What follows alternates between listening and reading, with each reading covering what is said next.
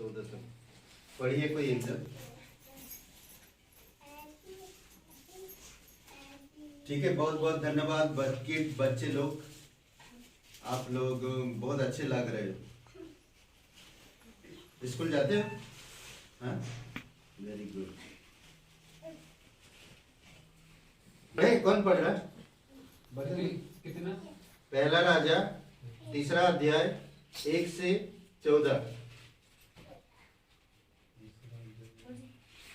फिर राजा सुलेमान मिस्र के राजा फिरौन की बेटी का ब्याह कर उसका दामाद बन गया और उसको दाऊद में लाकर जब तक अपना भवन और यहोवा का भवन और यरूशलेम के चारों ओर की शहरपनाह न बनवा चुका तब तक उसको वहीं रखा, क्योंकि प्रजा के लोग तो ऊंचे स्थानों पर बलि चढ़ाते थे और उन दिनों तक यहोवा के नाम का कोई भवन नहीं बना था।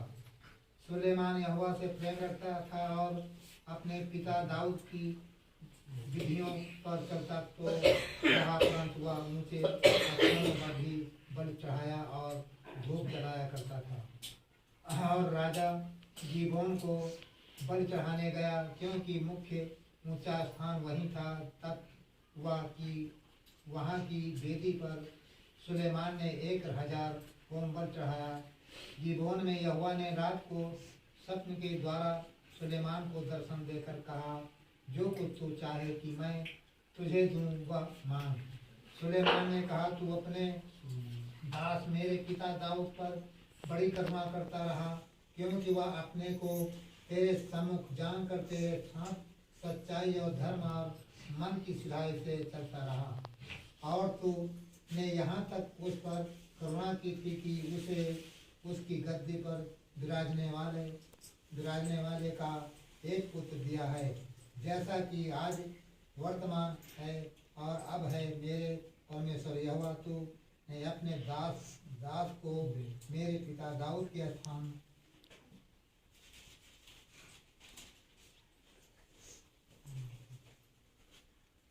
पर राजा किया है, परंतु मैं छोटा लड़का सा हूँ जो भीतर बाहर आना जाना नहीं जानता। फिर तेरा दास तेरी चुनी हुई प्रजा के बहुत से लोगों के मध्य में है, जिनकी गिनती बहुतायत के मारे नहीं हो सकती।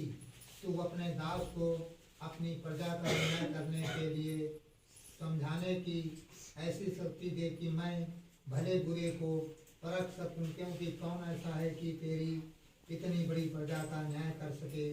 इस बात से प्रभु प्रसन्न हुआ कि सुलेमान ने ऐसा वरदान मांगा है। तब परमेश्वर ने उससे कहा, इसलिए तू ने यह वरदान मांगा है, और ना तो दीर्घायु और ना धन और ना अपने शत्रुओं का नाश मांगा है, परंतु समझने के विवेक का वरदान मांगा है।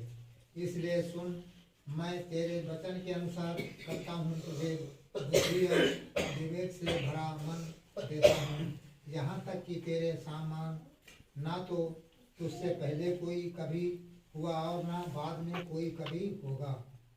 फिर जो तूने नहीं मांगा, अर्थात धन और महिमा, वह भी मैं तुझे यहाँ तक देता हूँ कि तेरे जीवन भर कोई राजा तेरे तुल्य न होगा। फिर यदि तू अपने पिता दाऊद की नाई मेरे मार्गों में चाहता हुआ मेरी विधियों और आज्ञाओं को मानता रहेगा, तो मैं तेरी आयु को बढ़ाऊंगा। ओके, पिता परमेश्वर, हम धन्यवाद देते, आपकी स्तुति महिमा करते। दयालु और कृपालु परमेश्वर, सारा आदर सारा महिमा हम तुझे देते। प्रभु, आज अभिषेक करो प्रत्येक लोगों को, तो हर एक लोगों से प्यार करता, और प्रभु प्रत्येक लोगों को समझने की शक्ति दीजिए। बच्चे बड़े सभी के हृदय को आप परख कर, उनके विश्वास को देखकर, उनके जीवन को देखकर प्रभु आप आशीषित करो। धन्यवाद देते, यीशु मसीह के नाम से मांगते, आमीन। ओके, आज हम लोग जो बात करेंगे बुद्धि और ज्ञान। ठीक है, बुद्धि और ज्ञान। हमें याकूब का किताब 1:5 में कहता, अगर किसी को बुद्धि की घटी है तो परमेश्वर से मांगे, तो परमेश्वर बिना उलाहना से बुद्धि देता। हमें परमेश्वर से मांगना चाहिए बुद्धि, जैसा सुलेमान ने मांगा। बुद्धि हर किसी को चाहिए ना। बोलते ना कि बुद्धिमानों की समान जीवन जीना चाहिए। बुद्धिमान जो होते हैं उनकी चेहरे पे चमक रहती है ना, उनके दिल साफ रहता है। जो बुद्धिमान होते हैं बुद्धि से काम करते हैं ना। नीति वचन का 16 का 23 पढ़िए कोई एक जन। नीति वचन का 16 का 23।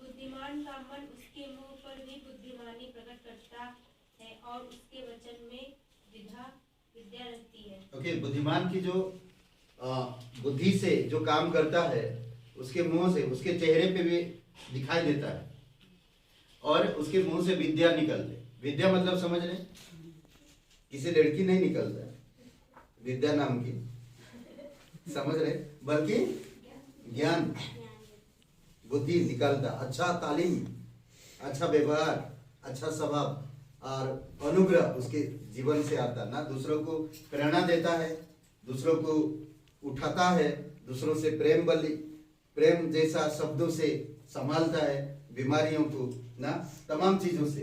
और क्योंकि उसके मुंह से अच्छी बातें। यीशु मसीह यशायाह का 11 अध्याय, यीशु मसीह में वो बुद्धि का आत्मा था, बुद्धि का आत्मा था यीशु मसीह में। और यीशु मसीह का जीवन को आप जब देखोगे ना, तो यीशु मसीह कैसे काम किया, बुद्धि से काम किया ना। फरीसी शास्त्री लोगों को कैसे जवाब दिया, एक विधवा को कैसे जवाब देगा, एक समझदार इस संसार की धर्म गुरु लोगों को कैसे जवाब देना, शास्त्री लोगों को कैसे जवाब देना, एक गरीब को कैसे जवाब देना, उनको कैसे संभालना, एक बीमारी 38 साल से जिसका आशा ही नहीं है उसकी जीवन से, ऐसे लोगों को कैसे संभालना। ये सारी चीजें वो बुद्धि से और समझ के साथ। क्यों? क्योंकि उसके अंदर बुद्धि का आत्मा था। आज आप और मैं परमेश्वर पे भरोसा रखते हैं, पर हम क्या बुद्धि से काम कर रहे हैं? करना चाहिए। मैं निर्बल हूं, हम निर्बल है, हमारे पास ऐसी कोई बुद्धि नहीं है। क्या आत्मिक बुद्धि है? सांसारिक बुद्धि है हमारे पास। कल क्या खाएंगे, कल कैसे क्या पहनेंगे, कैसे हम कमाएंगे, कल काम कहाँ रहेगा, ये सारी सोचते रहते हैं हम लोग। पर क्या कोई परमेश्वर के बारे में सोच रहा है? परमेश्वर आपके जीवन में क्या करेगा? परमेश्वर आपके जीवन में कैसे काम करेगा ना। 11 का 1-2 वचन पढ़िए, यशायाह 11 अध्याय।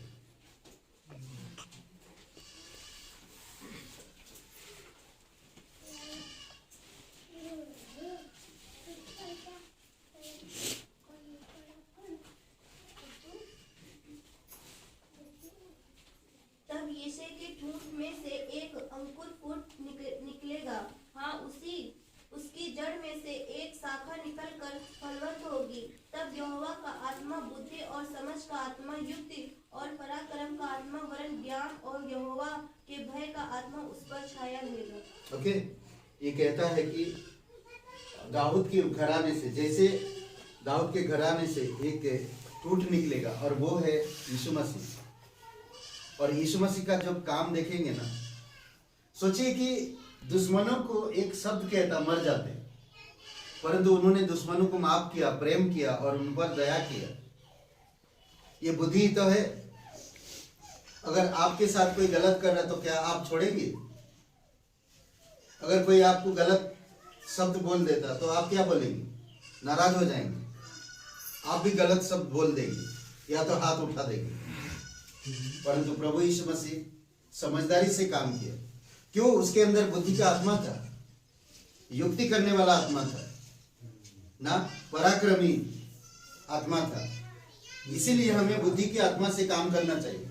आप जब यीशु मसीह पर विश्वास किए, उसी समय से परमेश्वर की आत्मा है, उसी समय से परमेश्वर आपके जीवन में काम करता है, उसी समय से आपके अंदर वो बुद्धि की आत्मा है। जो यीशु मसीह में था वही आत्मा आप में है। फर्क इतना है कि आप इसको कैसा इस्तेमाल करते हैं। एक कहानी है, ठीक है, एक कहानी है। एक गुरुजी है और उसके 3 शिष्य, और 3 शिष्यों से कहा कि भाई गुरुजी हमें आप जो भी शिक्षा दिए हैं, जो भी हम शिक्षा प्राप्त किए हैं, आप उसको देख सकते हैं। और तीनों को कहा ठीक है, कमरे में 3 गिलास, कमरे में जाओ और आपको जो भी चाहिए कमरे के अंदर है और उसमें से आपको लेना ले लो, ठीक है। और गुरुजी ने बोला कि उनको कमरे में जाने के लिए कहा, तीनों को।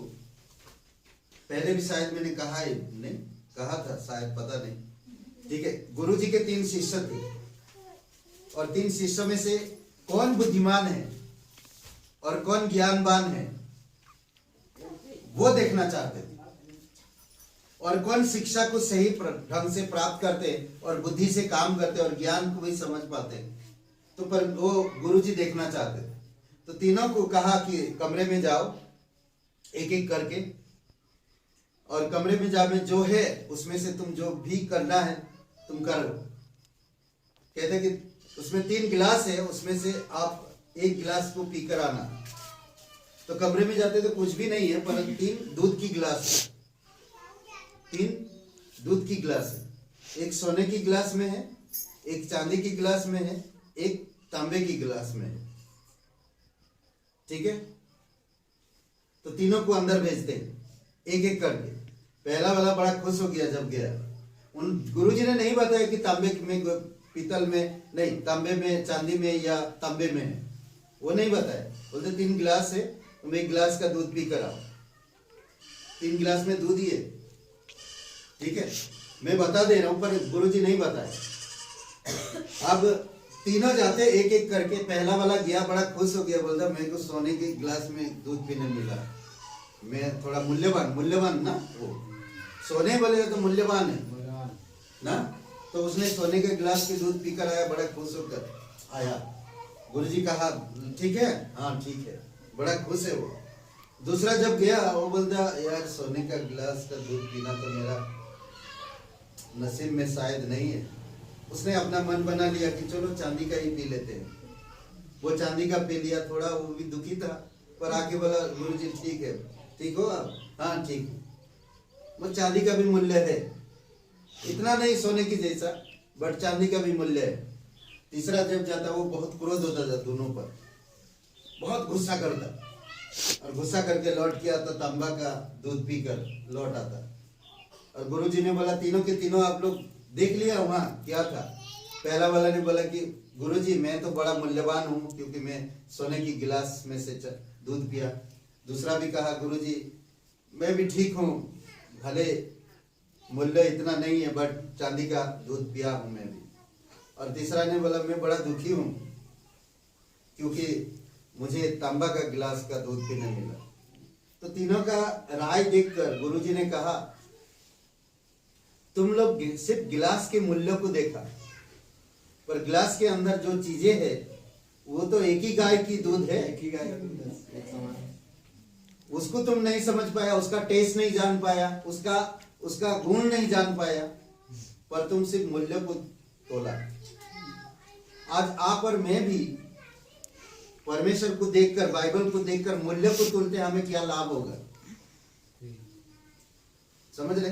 पर परमेश्वर की वचनों में जब हम बढ़ते हैं, परमेश्वर की वचनों के अनुसार जब हम चलते हैं, उसको ज्ञान बोलते हैं, और वही हमारे जीवन में आशीष होता है।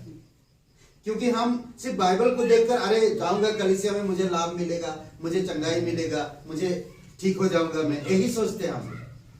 आप जब परमेश्वर की वचन में बढ़ोगे ना, यही ज्ञान को प्राप्त करोगे, परमेश्वर के ज्ञान को। इसीलिए परमेश्वर क्या कह रहा, पहला कुरिन्थियों के पहले अध्याय में कहता है कि मैं मूर्खों को चुना, मैं मूर्खों को चुना ताकि मैं बुद्धिमानों को लज्जित कर सकूं।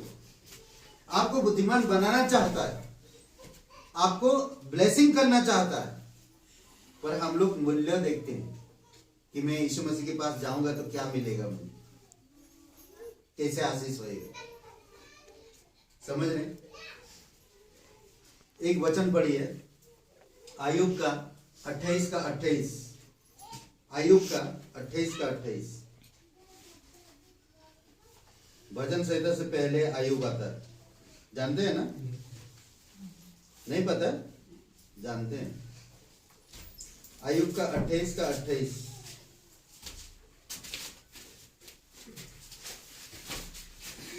तब उसने मनुष्य से कहा, देख, प्रभु का भय मानना यही बुद्धि है, और बुराई से दूर रहना यही समझ है। क्या कह रहा? पहले लाइन में क्या कह रहा? पढ़िए दोबारा, पहले लाइन में। तब उसने मनुष्य से कहा, देख, प्रभु का भय यह भय मानना यही बुद्धि है, और बुराई से दूर रहना यही समझ है। ओके, पहले लाइन में क्या कह रहा? परमेश्वर मनुष्य से कहा, हम सभी से कह रहा ना, परमेश्वर का भय मानना, परमेश्वर का आदर करना, परमेश्वर का हमारे जीवन में महत्व होना, महत्वपूर्ण देना। समझ रहे? जब हम परमेश्वर का भय रखते हैं तो बुद्धि का आरंभ होती है। कई बार परमेश्वर इतना महान परमेश्वर है, हम उसकी मूल्य को नहीं समझ पाते। परमेश्वर इतना पवित्र है, हम लोग उसके बारे में सोचते नहीं है। परमेश्वर सच्चा है, परमेश्वर आपकी भूत वर्तमान भविष्य को जानता है, परमेश्वर आपकी हर एक चीजों को जानता है, फिर भी हम लोग उसके मूल्य को नहीं समझ पाते। फिर भी हम लोग वही घिसे पिटे जीवन जीते हैं। परमेश्वर कह रहा ना, कह रहा, तुम अगर बुद्धिमान होना चाहते मेरा भय रखो। भय रखने का मतलब मैं परमेश्वर की इच्छा को समझूं, आदर करूं उसका, वो जो कहता है मैं वो करूं। मैं जो शनिवार को या वचन कहीं पर सुनता हूं, उसके वचन के अनुसार जीवन जीऊं। हमारी मर्जी के अनुसार परमेश्वर नहीं चलता, और ना परमेश्वर हमारी इशारा से काम करेगा, मैं जैसा करूंगा वैसे करेगा, नहीं। परमेश्वर की समझ को हमारी समझ समझना होगा। मेरा समझ परमेश्वर का समझ नहीं हो सकता, परमेश्वर का समझ मेरा समझ है, परमेश्वर का ज्ञान मेरा ज्ञान है, परमेश्वर की धार्मिकता मेरा धार्मिकता है, परमेश्वर का मार्ग मेरा मार्ग है, परमेश्वर की भय बुद्धि का आरंभ है। समझ रहे? अगर मैं कहूंगा कि नहीं परमेश्वर का भय नहीं मानूंगा, तो मैंने कभी भी परमेश्वर की बुद्धिमत्ता से काम नहीं कर पाऊंगा। मैं जितना करता हूं और मुझे कुछ करने की जरूरत नहीं है। परमेश्वर सच्चा है, हमें उसका भय रखना चाहिए। हम अपनी बड़ों का या हमारे समाज में बड़े बड़े लोगों का आदर मान करते हैं। हम देखें औरतों को कई बार कोई आ जाते बड़े तो घूंघट कर लेते, वही तो है भय, वही तो है भय। परंपरा जो हमें कुछ मालूम नहीं उसके बारे में तो भी हम करते हैं। आपका कोई देखे स्टूडेंट होते हैं कई सारे, अगर मास्टर जी सामने से आ रहा और आप साइकिल से जा रहे हो, मास्टर जी को देखकर साइकिल से उतर जाते, खड़े हो जाते, होते कभी किया नहीं? यही तो आदर है, यही तो भय है। अगर बेटा गया बाहर दोस्तों के साथ एंजॉय कर रहा, रोड किनारे खड़ा होकर सिगरेट फूंक रहा, और उसका पिताजी मार्केट में उसी जगह पे है, और उसका पिताजी उनको नहीं देखा पर बेटा ने उसको देखा, अरे पिताजी उठा खड़े, वो छुपा देता या उसको बुझा देता। यही तो भय है, यही तो आदर है जो इस तरह से हम करते हैं। इसी तरह से परमेश्वर का भय माना जाता। मैं बुराई, कोई मुझे फुसला रहा, मुझे नहीं सुनना है फुसलाने वाली बात, चुगली भरी बात, शैतान मुझे फुसफुसा रहा, परमेश्वर का भय मानने से तुझे बुद्धि थोड़ी मिलने वाली। तू संसार की किताब पढ़ेगा, बुद्धिमानों के साथ बैठ जाके। परमेश्वर क्या कहता है?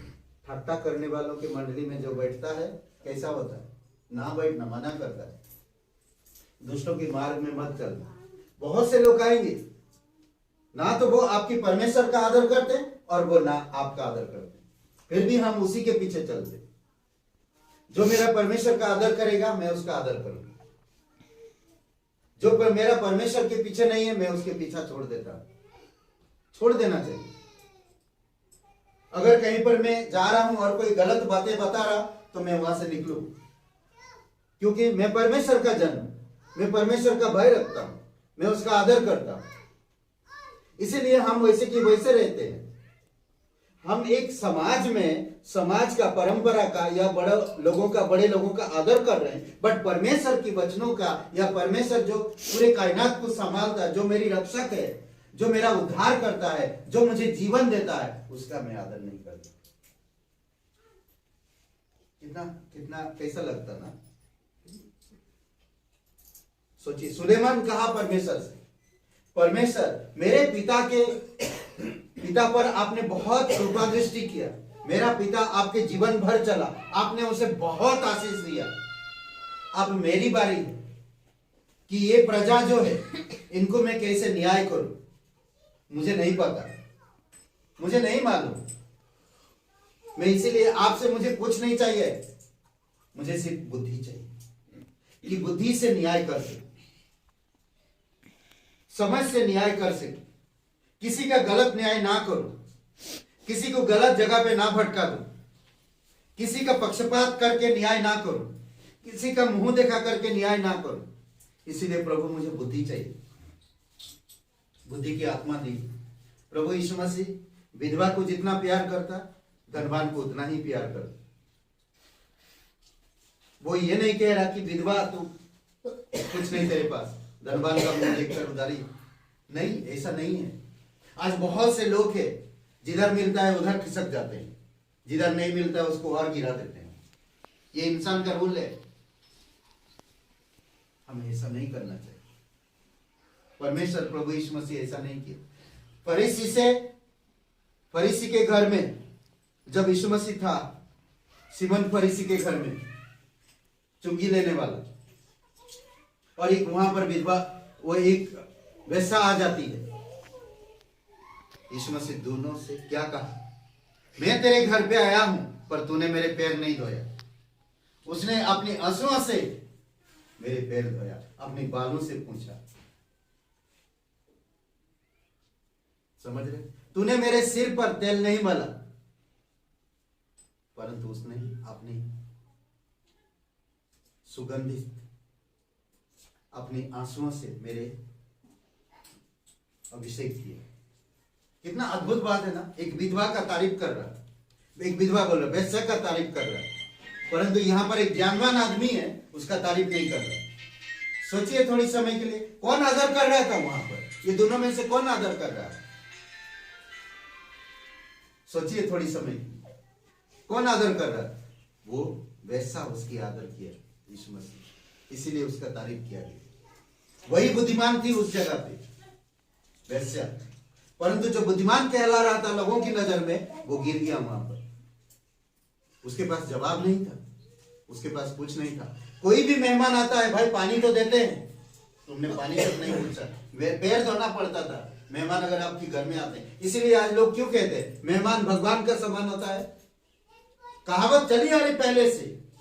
मेहमान जब आता था तो उसकी पैर धोया जाता था, उसकी तेल मला जाता था सर पे। अभी भी धोते हैं हमारे पिताजी। समझ रहे? तो इसलिए बहुत जरूरी है कि जब परमेश्वर की बंदा आता है तो उसने किया वो काम, तूने नहीं किया। लूका का 7वां अध्याय में या 8वां अध्याय में ये कहानी है, समझ रहे? तो इसलिए बहुत जरूरी है कि आपको मुझे समझना।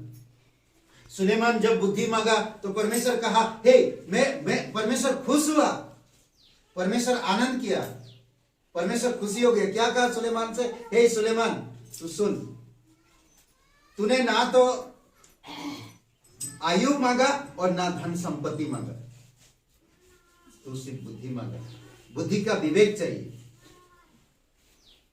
और परमेश्वर ने कहा उसके साथ साथ मैं तुझे और भी सब कुछ दूंगा। आशीष कैसे आया? आशीष मांगने से आया। क्या किया उसने? सिर्फ मुझे एक चीज चाहिए, तो 3-4 चीज आ गया। देखें आप, परमेश्वर क्या कहता? याकूब का 5 और वचन 1 का 5 पढ़िए। याकूब का 1 का 5।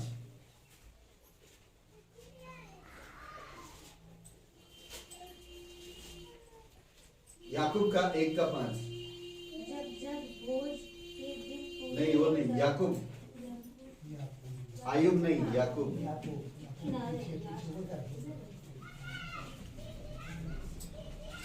1 का 5 पढ़िए।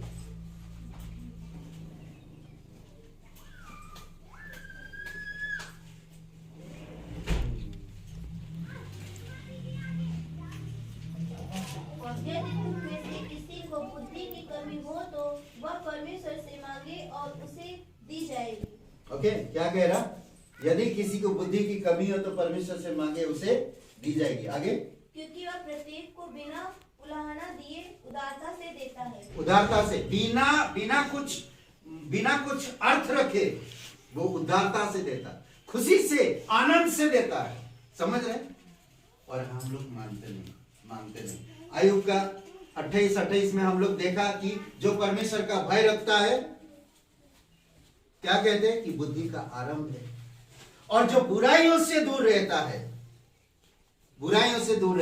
यही तो समझ है। हम लोग कई बार परमेश्वर का भय रखते कहते हैं, परंतु बुराई से दूर नहीं रहते। समझ रहे? यीशु मसीह कितने बार बुराई से दूर रहा? हमें बुराई से दूर रहना है।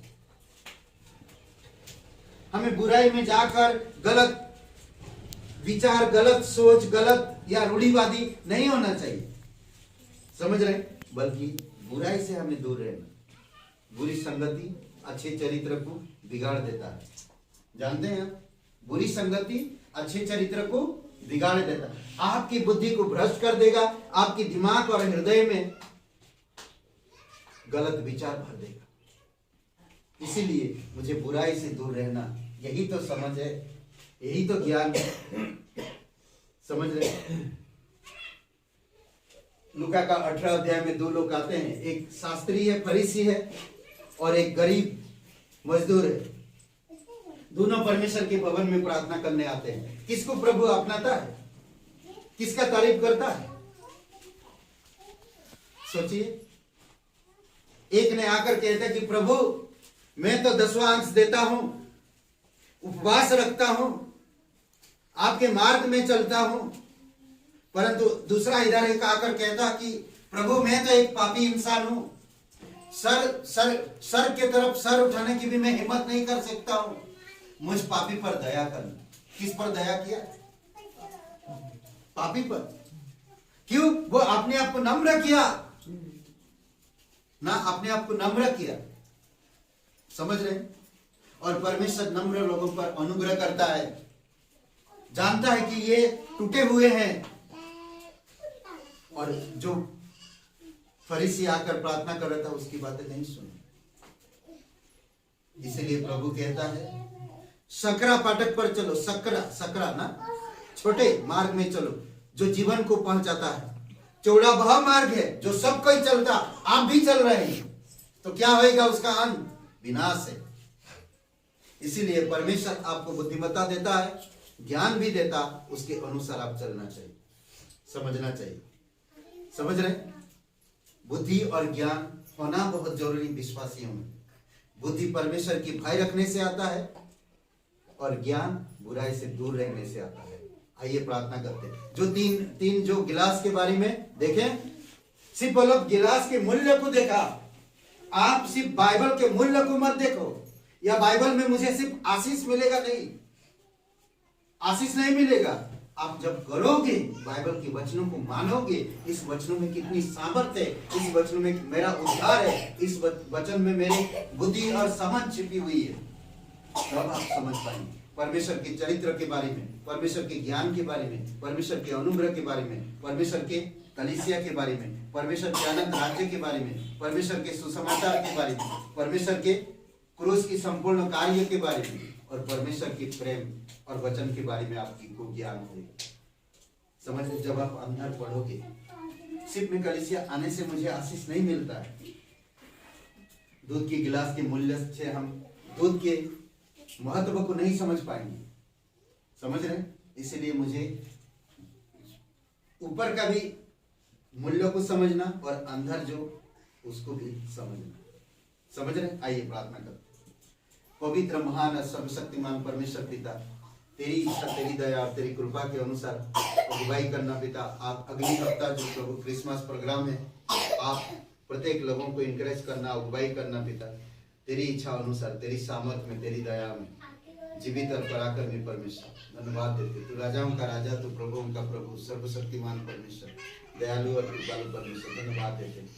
सभी लोगों को सुरक्षित रखना पिता, और जो कुछ भी हो प्रभु तेरी इच्छा अनुसार अगुवाई करना धन्यवाद देते हैं। यीशु मसीह के नाम से मांगते हैं, आमीन।